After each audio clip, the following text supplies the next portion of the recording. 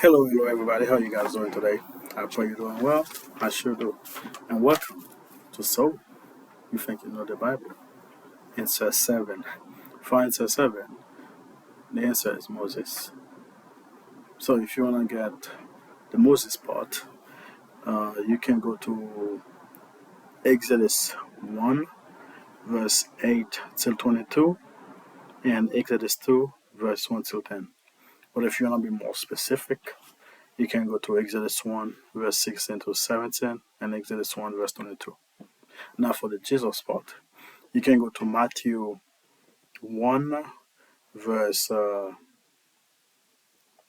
1 till 23.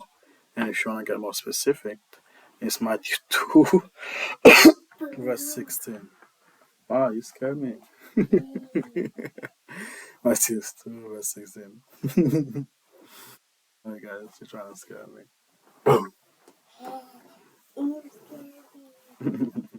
Anyway, let's begin the reading, shall we?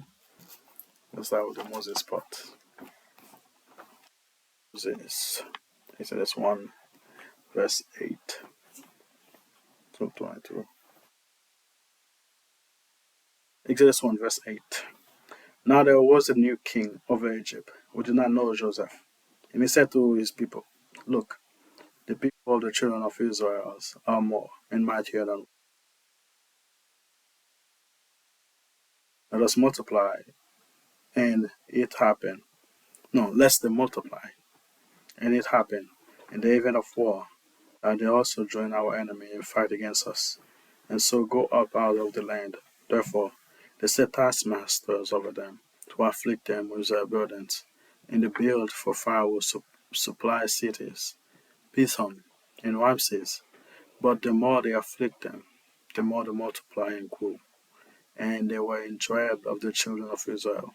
So the Egyptians made the children of Israel serve with rigor, and they made their lives bitter with hard bondage, mortar and brick, and in all manners of services in the field. All the service in which they made them serve was with vigor. And the king of Egypt spoke to the Hebrew midwife, of whom the name of one was Sifra, and the name of the other Pua. That's why you're going to be more specific. Verse 16. And he said, When you do the duties of the midwife for the Hebrew woman, and sit them on the birth stool, if it is a son, then you shall kill him. But if it is a daughter, then she shall live. I fear God, and did not do as the king of Egypt commanded them, but saved the male children alive. All right, let's keep going. So the king of Egypt called for the midwives and said to them, Why have you done this thing, and saved the male children alive? And the midwife said to Pharaoh, Because the Hebrew women are not like the Egyptian women, for they are lively and give birth before the midwives came to them. Therefore, God dealt well with the midwives, and the people multiplying grew very mighty. And so it was, because the midwife feared God, and that he provided household for them. The other part is more specific. Yes, I'm busy. I'll do it later. So far, verse 22.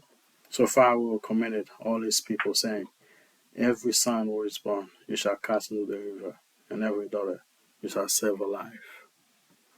All right. Exodus 2, verse 1 till 10. Exodus 2, verse 1 till 10. And a man of the house of Levi went and took as a wife the daughter of Levi. So the woman conceived and bore a son. And when she saw that he was a beautiful child, she hid him 3 months. But when she could no longer hide him, she took an ark of bulrush for him, daubed it with asphalt and pitch, put the child in it, and laid it by the river bank. And his sister stood afar off to know what would be done to him. The daughter of Pharaoh came down to bathe at the river, and her maidens walked along the river side. And when she saw the ark among the reeds, she sent her maid to get it.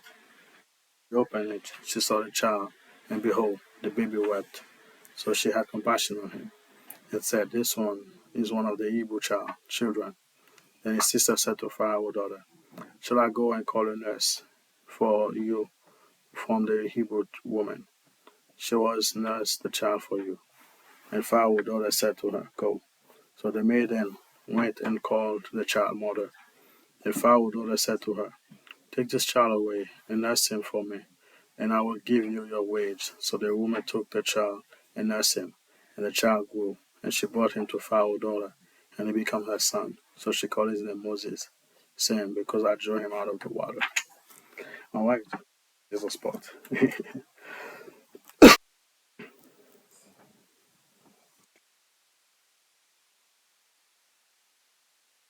I thought I mark it.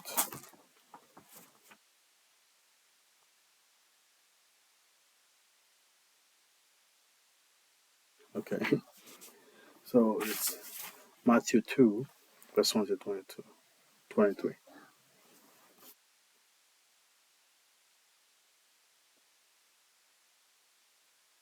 Verse 1 to 23.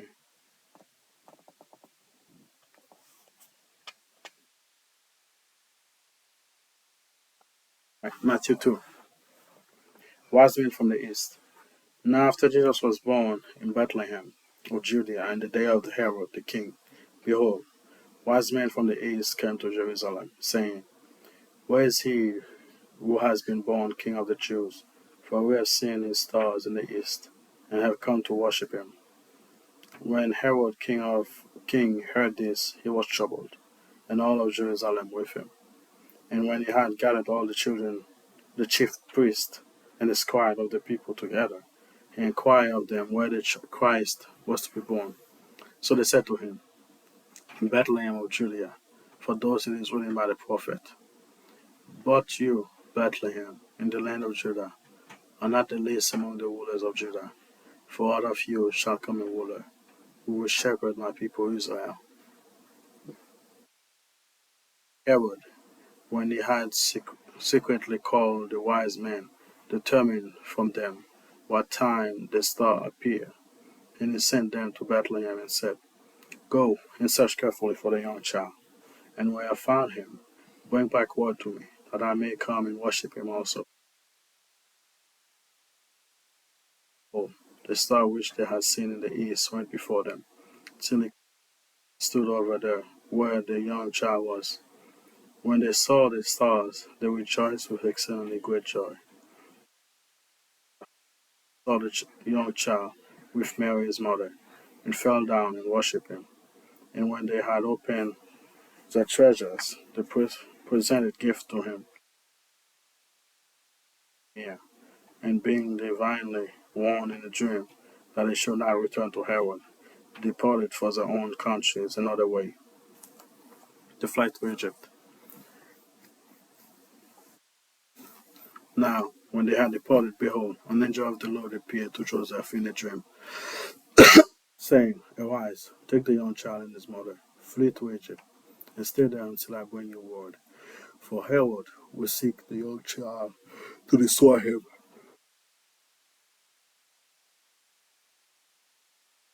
First, he took the young child and his mother by night and departed for Egypt, and was there until death of Herod, that it might be fulfilled which was spoken by the Lord to the prophet, saying, Out of Egypt I call my son. Chapter 16. They probably should to be more specific. Massacre of the innocent.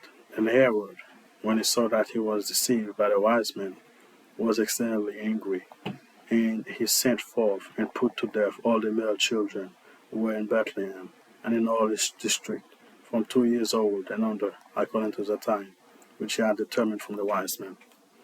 Let's keep going.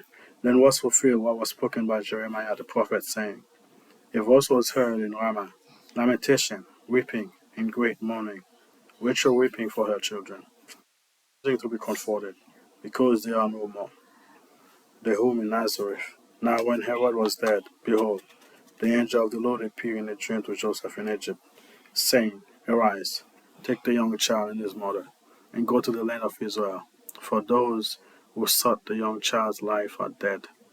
Then he arose, took the young child and his mother, and came into the land of Israel. But when he heard that Archelaus was reigning over Judah instead of his father Herod, he was afraid to go there. And being warned by God in a dream, he turned aside into the region of Galilee, and he came and dwelt in the city called Nazareth, that it might be fulfilled which was spoken by the prophet. He shall be called a Nazarene. Amen. Merry Christmas and Happy New Year. I know it's not New Year yet, but hope you guys celebrate a Merry Christmas. Celebrate with your family. This is the day that, I know it's not the date of Jesus' birth, but this is the day that we celebrate for God giving us the greatest gift ever, which is none other but His Son. So let's celebrate it with our loved one, our family, those that care for us. Well, the first person that cared for us was God. So let's show the same care for others while we thank the Lord for a sacrifice for us. And to anyone, I may have a hard time with that, especially with family, friend, and loved one. Know this: God sacrificed Himself for you. You're not alone. You're not alone. I'll pray for you. And God is watching over you. You were never alone. He knew you before you was born. He knew all the lamentation you're gonna go through, all the bad things that are gonna happen. He knew. Just know your reward for pulling through it. It's painful now. It is. I cannot even begin to imagine. It is painful. And it is going to keep being more and more painful. But no, you're not alone. God is watching over you. Your head will come out of the water and you will breathe. Your life is not going to always be like that. You will find somebody that depends on you. You will have one. Look at me. I have a wife and kids. I know that's not trying to say it the one way here, but when I first came here to this country, I was 15 and I had three little brothers I had to raise. I did it because it is my job and I did a terrible job at it. Now, the dependent that I have now, I did it because I love doing it. I'm not saying I'm good at it now, I'm just saying they bring me joy that I never thought I would have. I used to drink pretty much every day. Like I said, I'm not trying to compare what's going on with your life with what happened to my life. I'm just saying, I know what you mean to feel unloved, not because my parents didn't love me. Because they love me, they sent me here to this country with my brothers because they were coming after us. They were almost kidnapped our brothers a couple of times. So for our safety, my dad sent us here. As an adult, I understand why. It still hurt. But as a kid, I felt abandoned. And I have three brothers to raise. That's probably why I did not raise them properly. Because I was pissed at my parents. I was pissed at the world. I was in a family. I was when we got here, it was raised. We wasn't really raised. We were just the place that gave us a roof on our head. So felt neglected by them. Wasn't really taken care of. I just say power out of control is the list. Anyway, I'm not here to give me my sad story. My point is, I cannot say I know exactly what you feel. But I may have an incline, maybe 1%. Feeling of how you feel. Feeling better, feeling like you got no one. Especially if you actually got no one. Just know, whatever you're going through, before your life is over, You will just be a memory, trust me. You will be loved. You will have someone that actually care for you. You will have someone that's gonna make you wanna do things, not because you have to, but because you want to, because you love doing it. And they make you wanna keep doing it for them. You're gonna find joy and bliss before your death. Not at the very end, hopefully not, but you will. And even if that's happen, and it will, just remember, you are just here as a passenger. My hope should be up there. What happened after death? That's when we're gonna have our bliss. Remember the story of the rich man and Lazarus. Not Lazarus that was poor dead, but the story Jesus told about the rich man and the poor man that was sitting under his table. Remember how he was having fun and enjoy himself under Abraham's bosom. But then the rich man seen so much pain. Even a drop of water will have helped him. Just know that this is just passing away. You're not gonna remember your suffering no more when we get up there. But I do when I say this to give you a little. So I've experienced it myself right now. It's not always gonna be like that. Even before we die and go to heaven, enjoying God's presence. Even even before that on earth, it's not always gonna be like that. You will enjoy life again. You will be depended on. You will find people that you can depend on. Trust me. I'm not saying that because I have authority, but I say that because Jesus said that. I'm not saying I'm speaking for Jesus. I'm saying God is saying that to you. It's okay. You will be taken care of. Alright? Then I'm here to make this a long thing. I was supposed to talk about the second part, not this, but God put it in my heart to say this, so I said it. Now, the second part of the question was, what would you say? What would you bring? I would bring is myself. I'm just may sound weird or like a cop out, but I would say to Mary and Joseph that Jesus protect her from now on. They can raise him and everything. Even if I have to be in the shadow, I will not let one foot hit the rock like Satan was telling Jesus. But it is the truth. I will be willing to sacrifice my life. I probably would die when they come to crucify him before I let them take him. It's okay. Sacrificing my life for him is nothing compared to what he did for the whole world. What I would say to him, what I would say, this video is long enough and it would take years for me to explain, to say all the things I would say. Let's just say I would have a lot to say. To thank God, to give him glory and honor, to, I don't know. It's so much. Take years. Anyway, why God wanted me to say this to anyone that's feeling left out. But it is what God wants you to know.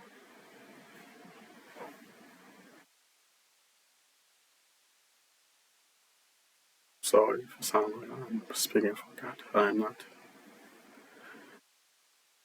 I just feel like I want you to know that you will love. I love you. We all love.